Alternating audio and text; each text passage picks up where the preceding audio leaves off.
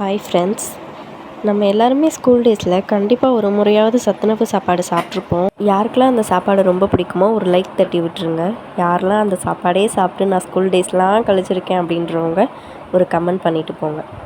இப்போ இந்த சாப்பாடு எப்படி செய்யலான்னு பார்த்துடலாமா? வாங்க. குக்கரில் தேவையான அளவுக்கு எண்ணெய் ஊற்றிக்கோங்க. அதுக்கப்புறமா சீரகம் நல்லா பொரியட்டும்.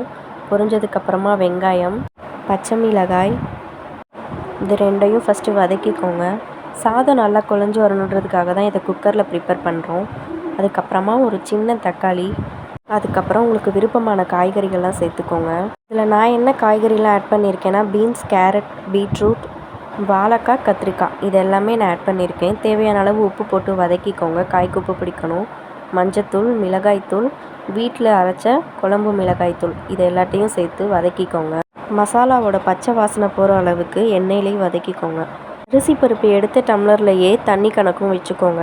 நான் ஒரு பங்குக்கு 3.5 பங்கு தண்ணி ஊற்றிருக்கேன்.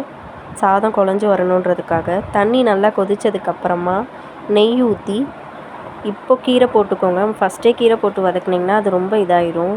அதனால தான். அதுக்கப்புறமா அரிசியும் பருப்பும் ஒரு 10 நிமிஷம் ஊற வச்சு எடுத்தால் போதும். குக்கரில் வைக்கிறனால நல்லாவே குழஞ்சி வந்துடும். 4 விசில் வந்ததுக்கப்புறம் ப்ரெஷர் தானாக ரிலீஸ் ஆகிற வரைக்கும் வெயிட் பண்ணுங்கள். அதுக்கப்புறமா நம்ம ஸ்கூல் டேஸில் சாப்பிட்ட அந்த சத்துணவு சாப்பாடு ரொம்பவே சூப்பராக ரெடி ஆயிரும்.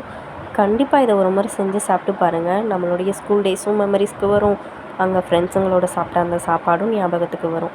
ஓகே ஃப்ரெண்ட்ஸ், இதை வீட்டில் ஒரு முறை ட்ரை பண்ணி பாருங்கள். உங்களுக்கு இது பிடிச்சிருந்துச்சுன்னா ஒரு சப்ஸ்கிரைப் பண்ணி சப்போர்ட் பண்ணுங்கள். தேங்க்யூ.